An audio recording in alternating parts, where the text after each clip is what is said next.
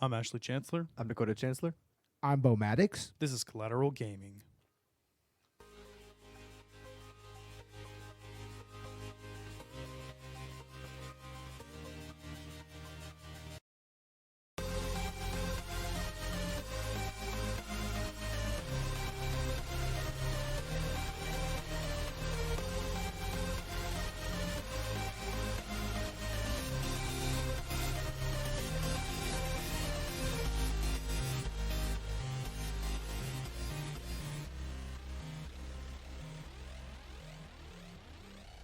Welcome to Collateral Gaming, the only video game podcast that matters, where we focus on good games, bad games, and everything else in between in the world of gaming.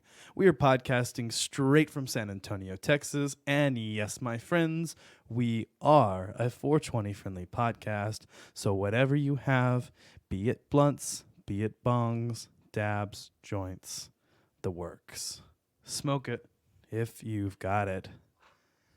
Chilling here in the studio, guys, and we just trekked to our local arcade, Diversion's Game Room, and we've got a very special episode for you guys. Beau, you excited about this episode? Oh man, I've been looking forward to this episode for a while because this just takes me back to my childhood, man. Going back to the nickel game room where like $10 could pretty much get you an entire night of gaming. There'd just be all kinds of games, but especially light gun games, and that's what we're doing this episode, right, Ash? Yep, that's right. Today's episode is focused on light gun shooters in particular. So we may do more arcade game mega reviews, and that's essentially what this is. We're going to go over several different arcade games. In this case, our topic is light gun games. Are you excited about that, Dakota? Yeah, absolutely. I had a lot of fun at the arcade. We spent a lot of time there. Yeah, it was kind of like a blast into the past, and the prices were affordable. So shout out to Diversion's Game Room on San Pedro. I mean, that was an awesome place. Like I said, the prices were affordable. The games were awesome. Lots of retro arcade machines and plenty of light gun games for us to go there. We played pretty much every single one that was there. Oh yeah, pretty much, like everything. And then some. We even, Beau tried out some of those action games like fighters, and Dakota was trying his luck at those rigged machines that like offer prizes. I think that the odds are with the house on that one. I believe so, but it is worth a try. Yeah, that's true. But yeah, no, it was a lot of fun. In particular, we, like I said, we did the light gun games. Anything that had a gun attached with a cable was fair grounds here. We started off with a classic, which was Carnival. Oh man, Carnival just takes me back to going again to Nickel Game Room and also to the movie theater. I mean, and it's such a fun game because it's almost like a parody of survival horror games a little bit. Like, I mean, and it also has that carnival theme park vibe to it. Yeah, it does. It was released by Midway Games, and it is, in fact, their most successful light gun style game. Really? It's a rail shooter like most of these, and it doesn't take a lot of imagination to figure out what Carn Evil means. Oh man, it has that aesthetic similar to its soundtrack, which had a lot of Rob Zombie on it. So I mean, it kind of comes from that aesthetic. You have a lot of horror elements, but also a lot of kitschy, kind of Americana style imagery as well. Like, for instance, the actual carnival part with the concessions and everything, they had a bunch of concessions boys and a bunch of they had like a bunch of attendants to the bumper car section, but they're all like evil and distorted, but they're still all goofy and weird looking. Weird look, yeah. And then they had the freak show, which had like those Siamese twin dudes, which were just like like have this goofy sounding voice. I remember you showed me the whole game playthrough on your phone. Yeah, prior to us going to the arcade, and it was pretty interesting. Yeah, it has a boss on there. I think it's like the second level, and it's actually a ginormous mutated baby. Oh, yes. Yeah, it's so fucking crazy. You're pretty much in his play area, and you're going on a little model train or whatever, and you're trying to shoot this goddamn ginormous baby. But what's funny, So fucked up. what's funny about that is there's actually a switch in the arcade cabinet in the hardware where it will switch it to a ginormous teddy bear. Yeah, and it can actually tone down the amount of blood and gore. Yeah, but that's no fucking fun. You have to play this game completely uncensored. Yeah, honestly, you do. When the moon is full and trees are bare, walk through the cemetery if you dare, where skeletons rot and corpses fester. Locate the tomb with the skull of a jester. Feed him the token all shiny and new. It is then that Carnival will return for you.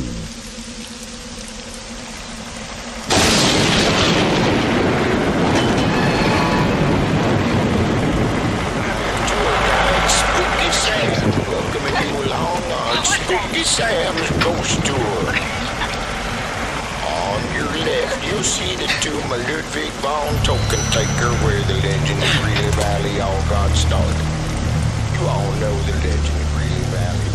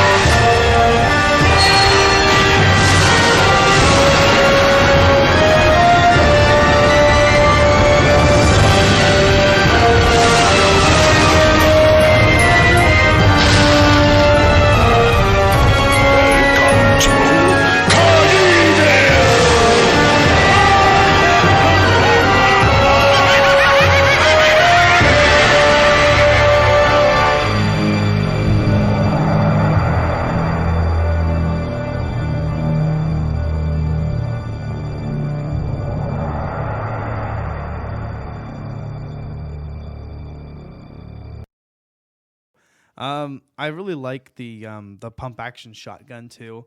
That was really cool to most of the games you just shoot off screen to reload, and you can do that in this one. But my only complaint with that is that it can get a little tiring after a while. I mean, especially when you're used to more traditional like games where you just fire off screen. Which you can still do that, and sometimes if you want to do that, I mean that's fine, but it does kind of feel a little weird with the shotgun. I mean, it does make you want to do the pump action. Yeah. And that was the same problem with another video game from back in the day called Crypt Killer. I mean, it was kind of similar to that, except without the theme park vibe, and it had the little pump action shotguns. And I mean, it would have made more sense for them to do it like the Big Buck game, have like a full size shotgun, but it's like these tiny little sawed-off shotguns, and I don't know, it can get a little uncomfortable after a while. Like I actually found my trigger finger getting a little tired after a little bit of squeezing that shit. Pussy. Oh, come on. I'm just kidding. Yeah, no, Dakota and I are definitely very comfortable with shotguns, right? That's our preferred style of Absolutely. Insta kill. Close up, close range, insta kill. That's how we feel. That's how we like to play. The only thing I think we like more is sniper rifles. Snipers, yeah. Yeah. We didn't play any sniper games, did we? That would have been fun. Well, they didn't have the preeminent sniper game series, which is Silent Scope, which is an awesome shooting game where you have the main game screen. It's all very distant, like you're from a very far away. And you have the peripheral, it looks like a sniper rifle, and it has a little screen in the scope, and you can actually use that at like a sniper rifle. You could target people and you shoot them. That's pretty cool. I mean, we didn't play one with a sniper rifle, but we did play one with a crossbow. We did the Walking Dead one. We did. The Walking Dead was a lot of fun. That one, I got to say, if there's anything about hard controls, that one was more difficult than the other one because you kind of had to pull back the crossbow. Yeah, and you had to be a little bit more precise with it. I noticed that. Yeah, I noticed that it's also a little bit of a slower firing rate as well. It's slower firing, and it's more of it's headshots only. Oh, That's the I only way see. to kill the zombies. So you have to get headshots. There is a little bit of magnetism to it. Obviously, I mean you can't be 100% accurate. Yeah, but it's cool that they introduced that element to where only the headshots will really kill them. I mean that's more realistic to the universe of The Walking Dead and to zombie lore in general. And it also makes for an actual you need to have some real skill to play that. That's actually how I play though in these games, and I found that I had the most luck when I stopped firing a bunch and when I just did quick shots to the head. Almost kind of like a double tap, Yeah, it was a lot easier for me just to get the heads, and I found that I was a lot more accurate with this than I was with a controller. I really did enjoy playing all of these games with the physical, gun. So I definitely don't know why I didn't play as many light gun games until now. I mean, I feel like I kind of missed out. I mean, obviously, I've always tried them, when I went to the arcade, but... Well, a big reason for that is kind of the decline in actual arcades, which in recent times, you're starting to see the rise of the barcade, which is literally what it sounds like. It's a bar that has mostly arcade games and everything, and also, pool and all the traditional stuff, but it's mainly an arcade that sells drinks. And a lot of them, I mean, they have tons of light gun games, and especially back in the day, those were the best-selling games in the arcade next to, like, the fighting games or some of the racing games, especially. But The Walking Dead, I think, was really interesting because it was mostly based off of the AMC TV series more so than, the comics or the game series. Right. It was clearly AMC's The Walking Dead on the it marquee. was. I'm not as familiar enough with the show to know if like the characters we played as were necessarily main characters in the show. Dakota. Yeah, I don't know either. I didn't really pay attention to the story that much, and I don't think they were. I don't think you paid attention to any of the stories in these ones. Really, no, you don't. But on this one, it was a lot different than the first one we talked about because the first one we talked about was a standing up one. This one was you sat down in a little booth area. Yeah, we played a few of those. Yeah, and there's a few of those like that. So it's a different feel because you're kind of in an enclosed area with surround sound. I wish we could have played the Star Trek one, the one that has the Borg. Yeah, I've seen that at movie theaters before. That looks really fucking cool. I love Star Trek. You have straight up phasers, and it's fucking awesome. Are they set to stun or set to kill? Yeah, something or you can actually set your phasers to stun and kill. I think that's awesome. Yeah, it's a cool mechanic. But yeah, the Walking Dead arcade play mechanics and raw thrills, somewhat based on the TV series, but kind of its own thing, I think, mainly. And there were certain parts where you would actually switch, and you would not, instead of the crossbow, you'd use like a crowbar or something real quick. I remember that. There was explosive arrows at one point. Explosive arrows, yeah, and fire arrows at one point. That was a really cool aspect. Another game we started playing, early on was The House of the Dead, and that's interesting because that's a movie we did last season on Collateral Cinema. Oh yeah, and if you recall, there was a lot of flashes of gameplay from the original House of the Dead throughout that movie, which is just hilarious and just random and out of left field, but still, it kind of added to the charm of that movie, I think, honestly. Yeah, and it's really one of the classic. It's one of those. Like Carnival, like one of those light gun shooters that you think of almost immediately. Oh yeah. Originally released by Sega in 1996 and 1997, and obviously spawned an entire game series. Obviously a couple of movies we don't necessarily need to talk about, but we love to talk about them anyway. Yeah, right. And also, credited with popularizing the idea of a zombie video game. Exactly. I mean, that and Resident Evil, of course. And Resident Evil. I mean, let's give credit where credit is due. Both of those, yeah. What's great about House of the Dead, especially the original House of the Dead, was that it upped the difficulty factor a little bit, especially from the previous Sega light gun release, which was Virtua Cop 1 and 2, which had a little bit of a slower pace and had some other interesting little aspects to it, which we'll get into here in a little bit, but with House of the Dead, you actually had to take multiple shots to take down certain enemies. I mean, you did, even if you were headshotting them. I noticed that. But that is where I kind of started configuring my playstyle and realizing, okay, if I only have 6 shots before I have to reload, and so I need to go for the head, and I started doing that. The only problem is this, along with other games like Carnival, there were also civilians thrown in the mix, which could which would affect your life. If you shot a civilian by mistake, it would cause you to lose health. Or in specific games, it causes you to lose time. Yeah. But you could also, gain some additional points by rescuing the hostages. But I almost never seem to be able to do that. Well, I was just like trigger happy. I was like, oh, movement. Well, that's too bad because a big part of actually going through that game is rescuing the hostages, because not only do they give you life, it also can branch you off to a different game path. Well, you know what? They shouldn't be running around like that in front of my gun. Okay, Well, that's just they're just asking for it. That okay? is a. Did you see the way they were dressed? They were dressed like zombies. All right, with tattered clothing. They were asking for it. All right. That's a common aspect of these types of games. Is there's always some type of target that you're not supposed to hit that will take points or life off of your game or whatever. But I mean,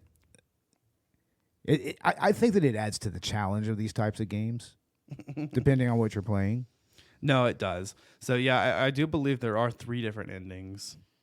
Yeah. For the House of the Dead, and one of those seen as the true ending with the highest rank. I think that I've actually achieved the true ending on that once, because I actually went ahead and just beat the original arcade game one time. It was at a Taco Bell Borderland, and I mean it's interesting because the very final level of the game, you pretty much have to fight all the bosses of the game up to that point, and then the final boss. So, I mean, it's pretty much just a challenge of your skills and also of your memory as to what weak points that you need to utilize to take the bosses down. So, and this was back when, like, if you died, I mean, yeah, you could insert your coins in to continue, but you had to pay for it. Oh, yeah. Every time you played, you had to start over from the beginning. So, if you didn't, continue, if you didn't have enough coins.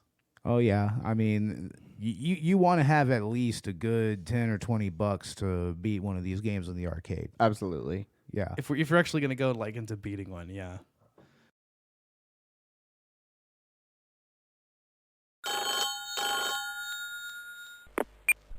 Help! Everyone's getting killed.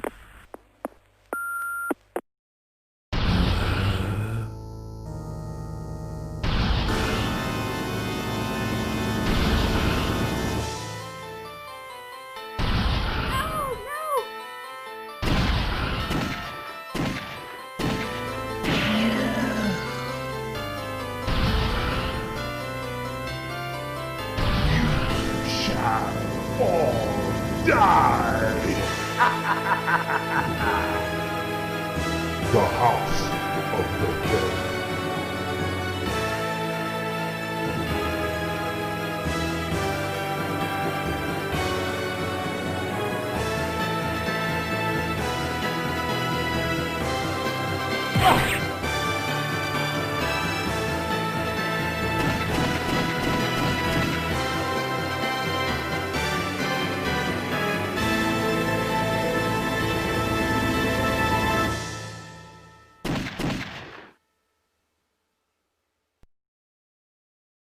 That kind of leads us also into the other House of the Dead game there, which you played, Beau. I didn't get as much experience with that, but the House of the Dead 4. Well, what's interesting about that one is it has a little more in common with the other type of light gun games that there are. Like, typically you have the light gun games where you have a gun that you grasp, like a shotgun or a handgun that you can use, or like a machine gun. Or in other cases, you have pretty much like a machine gun attached to the cabinet, and you have like a targeting reticle on the screen, which you could use to fire at people or at your targets or whatever. Okay. And this was interesting because it was kind of in between. It had a handgun type, but it was more like an Uzi. So it was basically like a submachine gun. That's interesting. But the problem with this particular cabinet is that the accuracy of the guns were completely off. They were not calibrated properly. So I was continuously trying to mow down zombies, but like my bullets were actually going to like further left than where I was actually aiming. Oh dear. So, I mean, the graphics were great. I mean, it was definitely a step forward for House of the Dead, but to me, like, the issue with the actual gun peripheral just killed it for me. Yeah. And again, that was developed by Sega. And interestingly enough, it's actually an interquel of the series. Yeah. Between House of the Dead 2 and House of the Dead 3. But what's interesting to note is the Wii game that was made, which was more of a standalone game made specifically for that console, and it followed more of a grindhouse horror vibe to it. Really? Like, yeah, it kind of had the Grindhouse announcer for those types of trailers from back in the day. And it had like some pretty outrageous characters and whatnot. I mean, it was actually pretty interesting. And it had the classic House of the Dead gameplay as well. So I highly recommend checking that out. And even on Wii, there was a release with House of the Dead 2 and 3 that was pretty good. It was like pretty much arcade perfect ports of those games. So. Yeah. This game also has multiple endings. House of the Dead 4 had 4 different endings depending on your performance during the game. So that's really interesting that the House of the Dead kind of implements that. But, I mean, who actually, like, plays all the way through these and who follows the story? I did. I played through it. I can't say Nerd. I can't say I followed the story, but I played through it. Nerd. Now that's actually the original House of the Dead. It got a release on the Sega Saturn, which wasn't that great. The graphics were kind of shitty. I mean, the music was spot on, but the graphics just took a hit in quality. Really? It wasn't even close to arcade perfect. Yeah, well, yeah, no, I think these games are best enjoyed, I think, in their original formats. There's just something about that. And, you know, making our way to the arcade was a lot of fun. There's a ritual involved to it. You know, right, Dakota?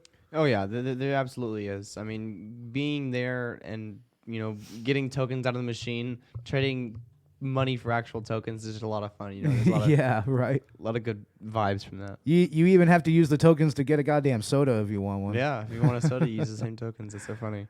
Yeah. Yeah, I noticed that. I liked how the tokens were directly like 1 quarter per token. So yeah, I mean, most of the games were 50 cents essentially. Yeah, it wasn't too bad. But expect to play through a few times. I mean, we kind of had to gauge and think, okay, how many continues am I going to do on this particular game? Right. Yeah, and you have to figure that some of the larger games would be a little more like they'd be 4 tokens. 4 tokens, but pretty much $1 a play. Yeah, yeah. But I mean, yeah, it was fun. I mean, we bought like $20 worth. Dakota and I split it. Beau bought. I bought a good $15 or $20 worth. 15, yeah. So I mean, and that gave us a lot of fun. We even had some, you know, to spare afterwards, where we just kind of just started dumping them into different machines. Yeah. Just to see, just to play real quick. Like I went and played Fatal Fury. There you go. Yeah. And that was part of the experience. I definitely think we'll go back and play some other arcade games. But what other games did we play the other night? Well, Dakota and I played Halo Fireteam Raven. Yeah, that was fun. Which was developed by Raw Thrills, Play Mechanics, and collaborating with 343 Industries. Interesting. So that was a lot of fun because Dakota, you grew up with Halo. That was originally those were the original like games you played as a child, right? Right. Yeah, it had a similar feel. I mean, I understood. You know, I recognized all the characters. You know, all the different types of species of characters. I guess you know what I mean. Yeah. It again had it was again a sitting down and again had the mechanic of switching weapons through the game. So you had the plasma pistol and then the shotgun and like you said, multiple enemy types to try those out on. And you even got like a grenade type weapon with each weapon. Yeah, you can like throw grenades. I think you have like a set of grenades you can just throw.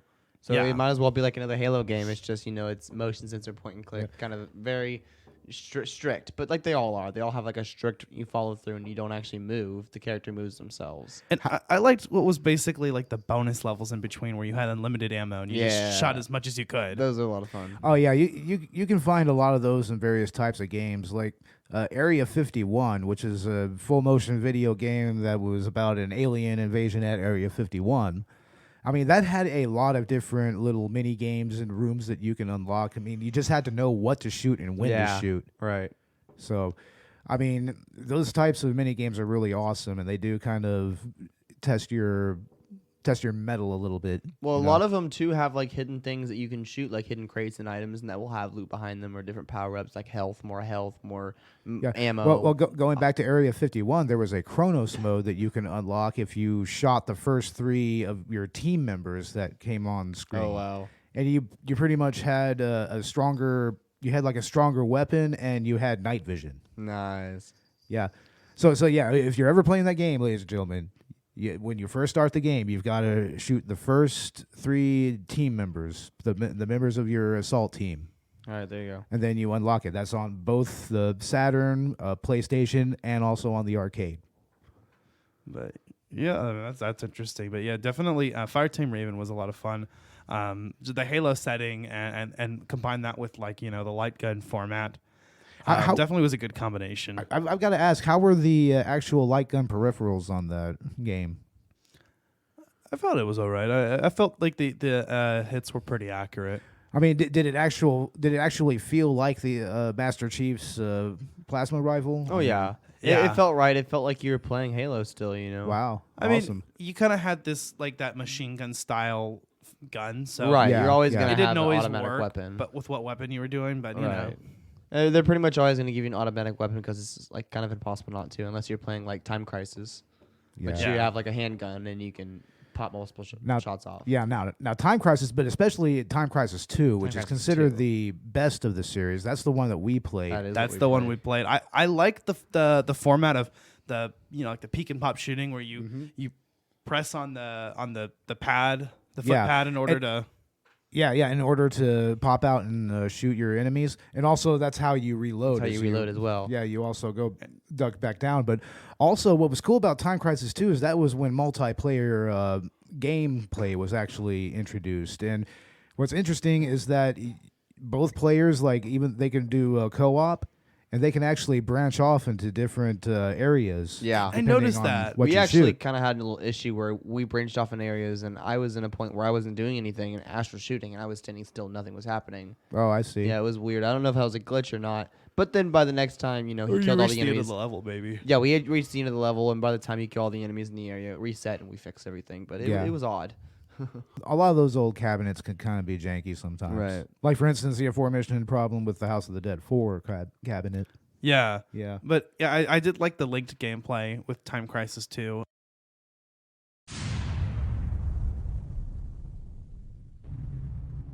At Neodyne Industries Ltd, we have successfully completed a global network consisting of 64 satellites. The project is named Starline Network. This is a monumental achievement. Hey, right? Starline will unite the world. I don't think so. The Starline Network is a mere front for a plan to launch a nuclear satellite into space.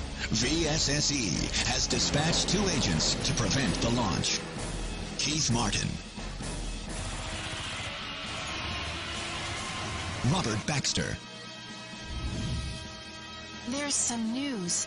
Christy Ryan, He's still alive. Wild Dog, It's almost ready. My dream will soon come true. Ernesto Diaz,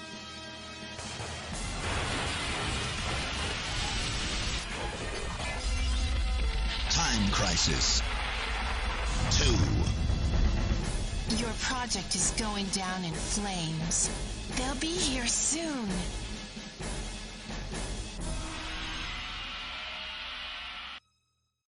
And this was developed by Namco. Yeah, Namco, they actually developed a specific light gun peripheral for that called the Gun Con.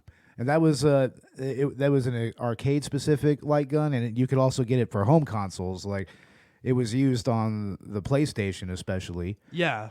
And another game that utilized the Gun Con was actually, it was almost like a mini game compilation. It was called Point Blank. Okay. And what is cool, like, you would have like almost 2 or 3 dozen different types of mini games, and it tested your accuracy, your like memory. It tested like how well you can react and whatnot, your reaction time. I mean, it was a very, very challenging game, and you could almost like never have the same gameplay experience like in different plays. That's really cool. Yeah. Yeah, definitely. There's a lot of light gun games that we're not even really going to get to mention here because there's just so many. I actually have a little list of other games, and we've already talked about a few of them. From back in the day when I was going to the arcades, there was a game called Revolution X, which is interesting because it was a tie-in game for the band Aerosmith. Really? Yeah, Cool. it was cool. It was cool because basically there was like this weird fascist police force that comes in and kidnaps the band, and then you have to pretty much like fight your way through their armed guard, and you have to try to rescue each of the band members. That's funny. And also some other hostages, and it's such a weird game. It's full motion video. It's FMV capture and everything. But and it has the attached machine guns. It's machine gun gameplay, and I mean you could also shoot bombs, which were essentially CDs. You were like fighting with the music or something Fighting like that. with music, that's so good. But it was a weird game, but it was also a lot of fun. I believe it. Yeah, and it's similar to another movie tie-in game which is the Terminator 2 Judgment Day arcade game, which is a classic as far as I'm concerned.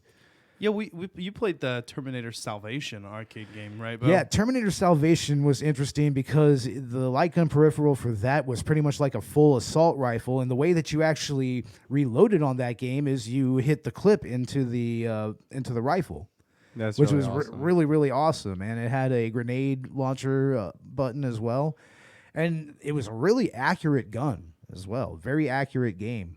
Yeah, it's another one developed by Play Mechanics, published by Raw Thrills. Yeah. You see a lot of the same names here in some of these. Oh, yeah. I didn't get a chance to play with this one, but it looked interesting. I like the Terminator series. It had a lot to shoot on screen, like Really? lots of Terminators gunning for you, and it had a mechanic where you could totally tell when a certain Terminator is a threat to you, which cyborg is a threat to you. Like it'll turn red real quick, and that's that's a good like mechanic. that's like the first one that you shoot in order to prevent you from losing health. That's smart. I like that. Yeah, that was actually really cool, and I really enjoyed that one. Yeah. How did y'all feel about the Pirates of the Caribbean one? I saw y'all playing that one. It wasn't Pirates of the Caribbean. It was called Dead Storm Pirates. That was It cool. was like Pirates of the Caribbean. though. That's what it was. That was supposed to cool be. because I don't know what happened, but somebody put like almost a good $5 or $10 worth of credits. into that.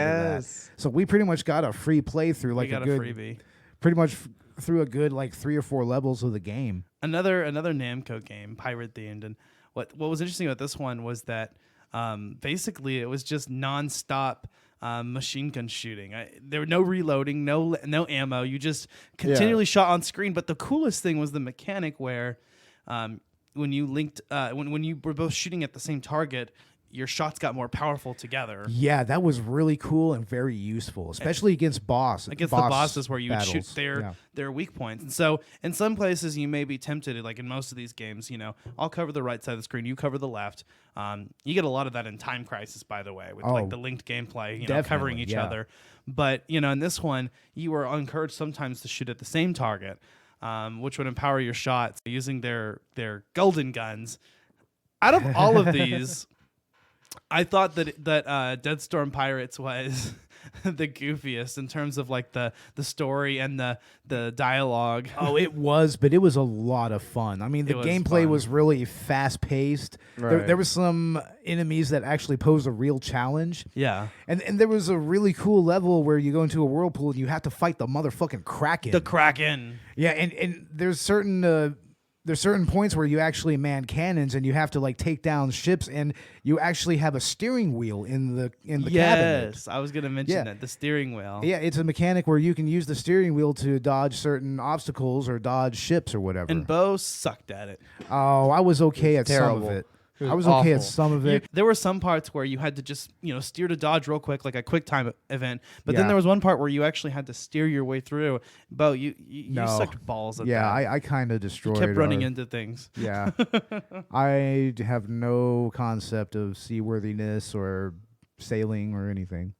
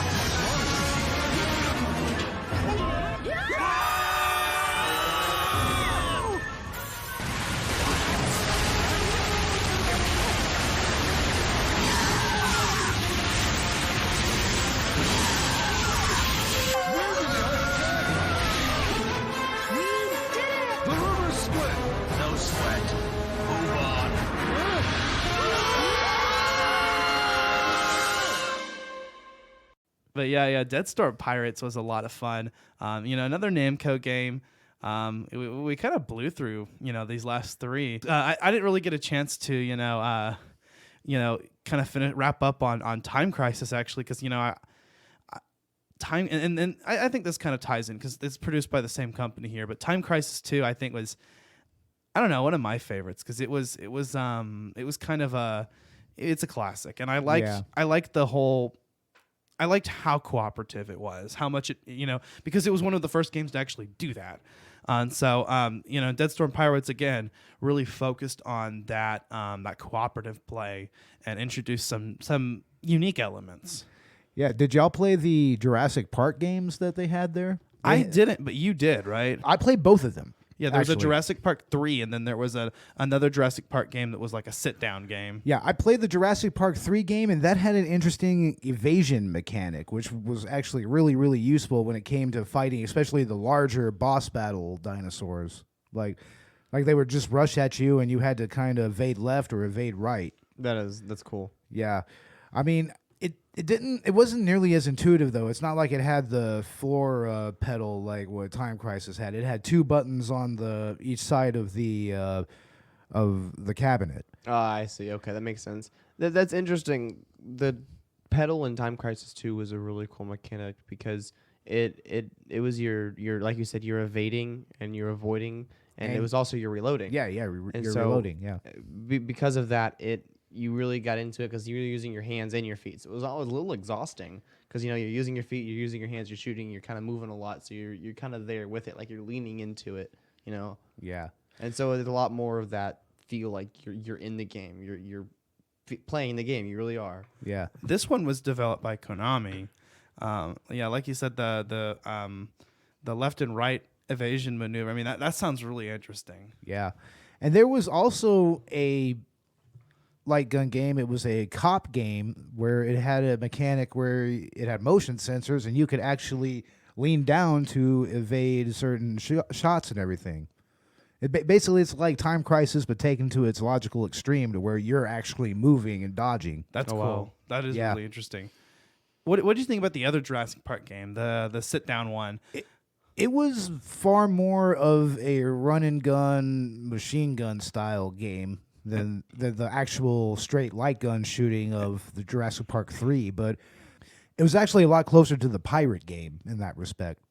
And I heard that has a moving seat. I didn't experience the moving seat that much. No, I mean maybe that particular cabinet didn't have that feature. Maybe that's like something that's a little more expensive. It's more of an upgrade for like arcade owners. So I mean, I didn't experience that there, but there was it had a great sound system in there. I mean, whenever you had certain guns, you could hear that boom, boom, boom, boom, boom, boom, boom, boom, and like it really, really sounded awesome. Oh yeah, you know what? As soon as Ash and I entered the Halo one, the sound was incredibly loud, and the surround sound was crazy. It really, really heard it and felt it. We thought it was like everybody was gonna hear it, but it really wasn't that loud once you step out of it. You know what? I actually mistook this. There was a rail shooter arcade game, Jurassic Park, which was which had the moving seats. But the one actually that you played was Jurassic Park Arcade in 2015, developed by Raw Thrills. Yeah. And that one's actually based on the first 3 films of the franchise. Oh, I see. So it was a chaotic game. Like there was lots of pterodactyls just flying at you and flinging people out of the fucking helicopters and shit. It's like, oh my god, like, it was fucking crazy. A lot of chaos. That does sound like a lot of fun though, with all that chaos. Yeah, but talking about light gun games, there's a couple of other games I wanted to actually bring up. Okay. One was a couple of Konami games called Lethal Enforcer 1 and 2, which was pretty interesting. It's like that was first on the Super Nintendo, and it was also in the arcade. Like the first one, it was more like a cop game. You're like shooting bank robbers and terrorists and whatnot. And the second one had a Wild West angle to it. Like you were you were shooting gunslingers and whatnot. Wow. That sounds like fun. I would love to play like a Wild West light gun game. It's actually really, really fucking cool. Like if you have like a emulator, like either a MAME or maybe a Super Nintendo emulator, I actually highly recommend getting it and checking it out. Like it's really a lot of fun. That does sound like a lot of fun. Yeah, and there was a series of light gun games that had very much full motion video. It almost looked like straight video. It was called Mad Dog McCready. Did it work? It did work. Or was it as bad as like, no, Zelda's Adventure? No, it worked. It worked perfectly. Like, I mean, the arcade cabinets, I mean, it was like fluid and it was very responsive as well. You know what I'm waiting for?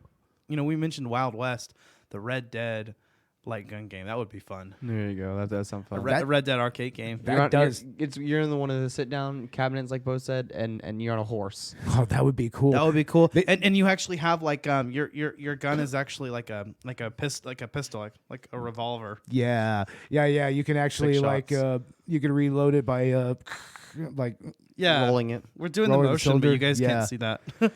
Yeah, Red Dead is cool, but that actually has some precedent because they actually made a Silent Hill light gun game. Oh, that does sound fun because I love the Silent Hill franchise. Yeah, and also I think it was either on Wii or PS2, there was a Resident Evil light gun rail shooter that was released. I've seen that one before. Yeah. I've seen that at a movie theater before, I think. You actually play through like the first game, the second game, and the third game. Really? Yeah. That is cool. Maybe Code Veronica. I don't know. Maybe I don't think that they would go that deep into it.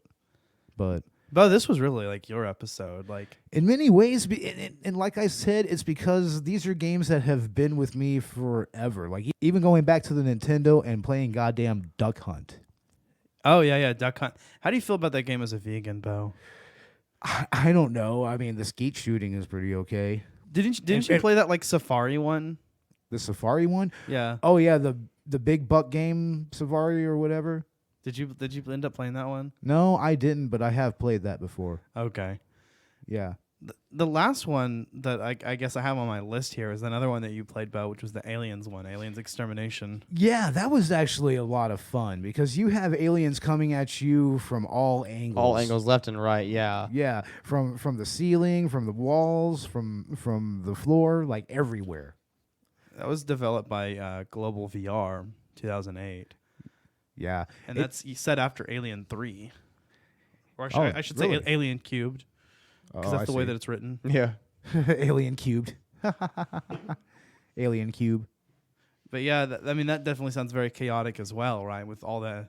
A lot of these games are. Well, it's not even the first Alien game, light gun game that's been released in arcades. There was there was an even earlier one that was pretty cool as well, and that followed more like the first two games or the first two movies, I should say. Well, the first movie was just one alien.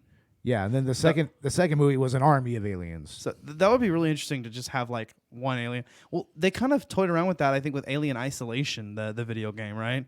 A little bit. Isn't that also like one alien? I think so, yeah. It's just kind of like predating you the whole game. Pretty much. Is that the right word? Predating? Like being a predator? Yeah, that's the right word. But yeah, no, I wish I'd gotten a chance to play some of these, but Dakota and I kept putting our coins in at some of the the games that we were in the middle of. Oh yeah. We kept continuing because they were a lot of fun. I mean, multiple times we would continue playing. Like Time Crisis, we spent forever on that one. Yeah, I actually put a lot of quarters into Carnival mainly. Yeah. And also the Jurassic Park 3 game was that was a lot of fun. So, I mean, I continuously played that. Yeah, there were some that we kind of just, okay, we'll get through this. And then there were some where we kept putting coins in because we were having a lot of fun with it. Some of them were more expensive than others, but... Oh, yeah. Honestly, overall, I mean, I had a blast with this. I mean, it was a lot of fun playing each of these. Like I said, I hadn't really been exposed as much to. I mean, we've all played arcade games. We've all played light gun games, but it was fun to just kind of focus on that, play one after the other, compare and contrast, the controls with each. And I've never really been really like great at shooters, but I really felt like the hands-on experience, made it a lot easier. Definitely, yeah. Kind of makes me wish there were more shooter games on the Wii. I know, yes. They should have utilized that motion sensor more. They had a few. Metroid Prime trilogy in particular actually was fantastic. Originally that was on GameCube, but they released 3 on the Wii, and then they re-released the trilogy on Wii. Could you imagine a Metroid Prime light gun game? That would be awesome. And Nintendo has done arcade games before, with the Mario Kart series. Oh yeah, they could totally do that. But yeah, no, it was a blast going over to the arcade. Definitely gonna have to do another arcade game mega review. I think that the next genre should be just straight up fighting games. Fighting games, I think so. That's pretty much in our future because that's like the second most prolific one. Yeah, definitely. Then after that, maybe racing games. Racing games. I was thinking that too. Racing games. Yeah.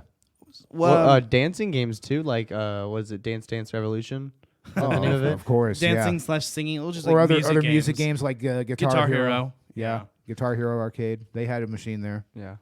Yeah. What are your final thoughts on the arcade games that we played together? The light gun shooters. Light gun shooters were a lot of fun. I would definitely go back. I think we need to. I think we all should go back as a group again because that was a lot of fun. Yeah. I want to practice some more in some because I want to actually beat them. That's what I feel like we didn't get enough chance to actually really put our time and money into it so we could play and beat these because they'd be a lot more fun if we could finish the whole game, Yeah, definitely. And I really, really wish that they had a lot of more old school games, like I said, Lethal Enforcers or, fucking Area 51 or Maximum Force or something like that. I agree. I think that would be cool. But I think what was available was really fun, and we'll be heading back to that venue. I really enjoyed the experience. I really enjoyed the vibes, the feel of that particular location. What did you think, Beau? It totally was exactly as I remember it back in the day, man. Like all the different posters on the wall, like the fucking 5 different Pac-Man Galaga games on the wall. Yeah, the air hockey, the fucking the basketball game. I'm actually kind of sad I didn't get to play the basketball game. Although I always love playing those games whenever I go to an arcade. Yeah, I do too. We'll get a shot at doing that. What did you think about the light gun games today, Beau? They were all so much fun. I say today. We didn't do. Those was 2 days ago, but yeah, it was so much fun. I mean, those are my favorite games because of how hands-on they are. Yeah. I mean, you actually have a physical piece of the game that you're playing. Definitely a more immersive experience, would you say? And there's some light gun games that are even more immersive than others. Like Namco even made one that was pretty much like an entire like booth that you walk into, and there's like a ginormous screen and everything. That sounds pretty badass. Yeah, it actually is. Yeah, I mean I forget what it's called, but like it was a pretty immersive experience. You find a way to kind of bring that home. Oh, and I'm going to bring up one more game because I was talking about it with one of our coworkers at our grocery store that we work at. Used to work at. Yeah, there's actually this physical light gun game that it isn't an actual video game. It's like physical targets and everything. It's called Quick and Crash. Okay. Like you have a couple. It was made by Midway. You have a couple of physical targets, and it's basically a speed shooting game. Like it's how quickly can you shoot and how accurate can you shoot. Like at first it's like very, very simple. It's just a quick shot. First round, the next round you're shooting movie targets. And then at the very end of the game they have this little cup projection and you shoot it and it actually sends all these pieces of broken cups glass up into the booth and it brings it all back down. But every play, like, I mean, you'll get a fresh cup to, like, it was basically like a little trick within the cabinet to make it look like you were busting up a coffee cup. That sounds like a lot of fun. Yeah. So, I mean, there were a lot of games like that as well. I mean, these types of games, they go back far, honestly. I mean, these types of shooting gallery games, I mean, they go back a ways. Yeah. Well, I definitely want to get, I don't know necessarily if we'll get a light gun game. It would be fun, but definitely want to get an arcade, machine in here at some point in the studio. Yeah. Kind of a decoration thing.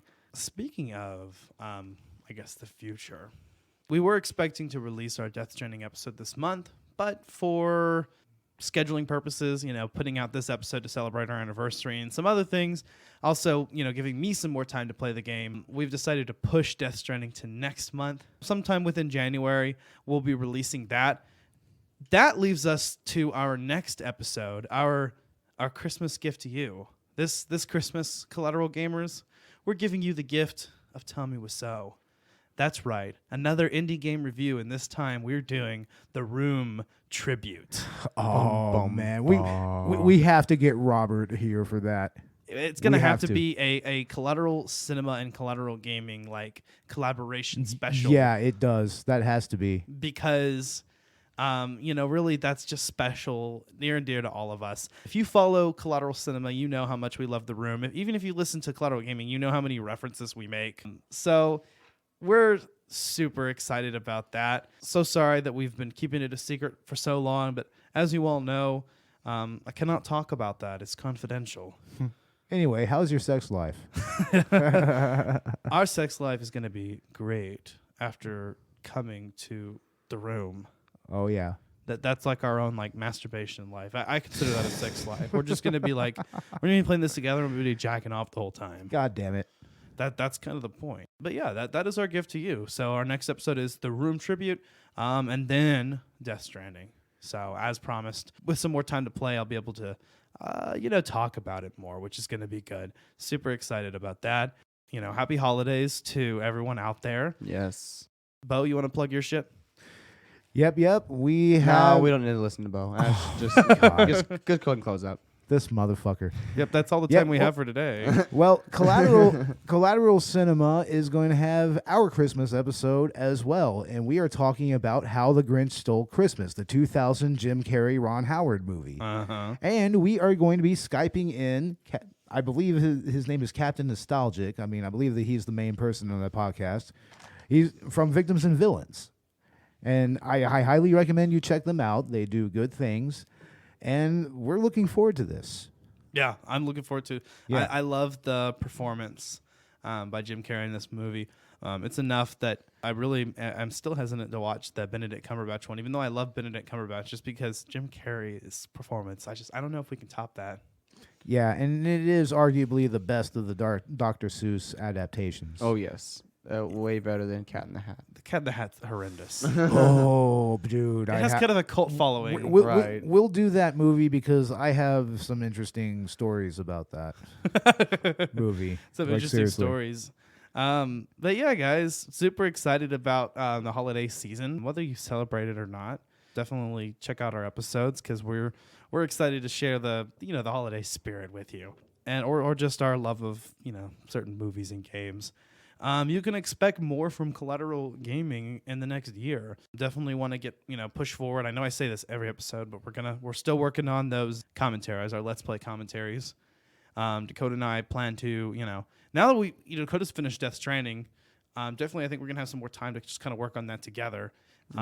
Finish up the rest of our commentaries, get them out for you guys, and give you some patron content to look forward to.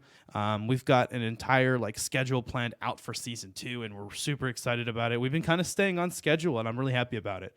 We've been producing something so far every 2 weeks, which is really good for us.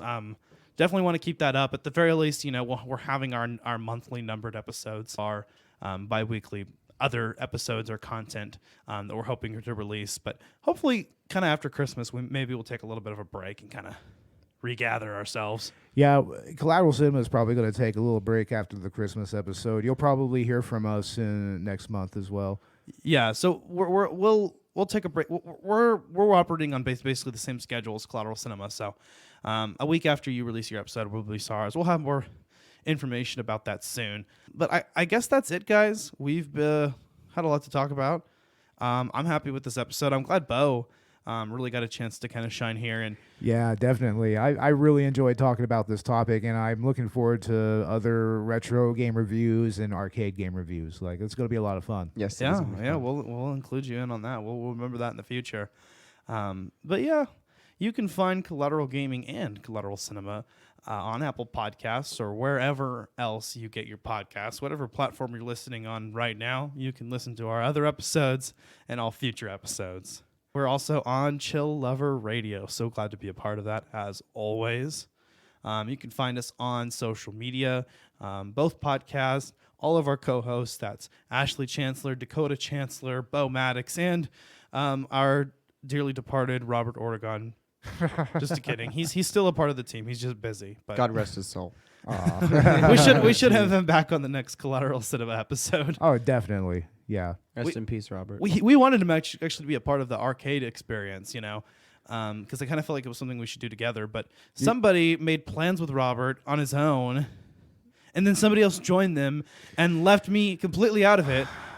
I made plans, and then y'all all decided to hang out without me. You know, I mean, lucky there's a Family Guy. That's what you are, man. Goodness. I mean, you're Family Guy. You can't go out to hang out with the boys.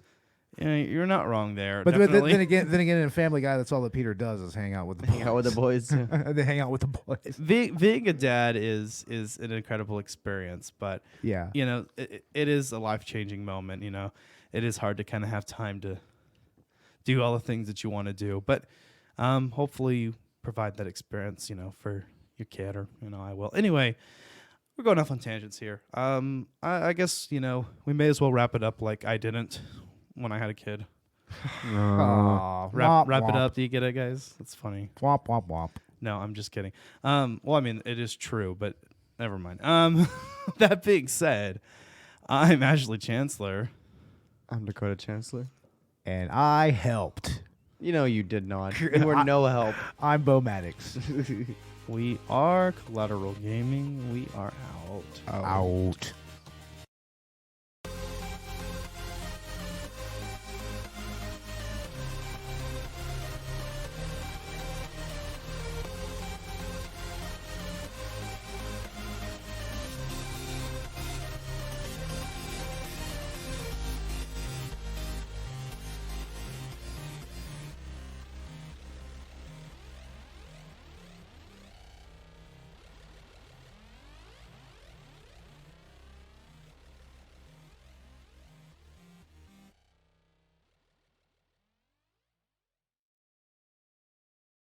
Collateral Gaming is an L Company production.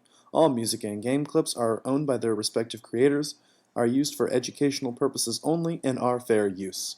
Please don't sue us. We're poor. Boy,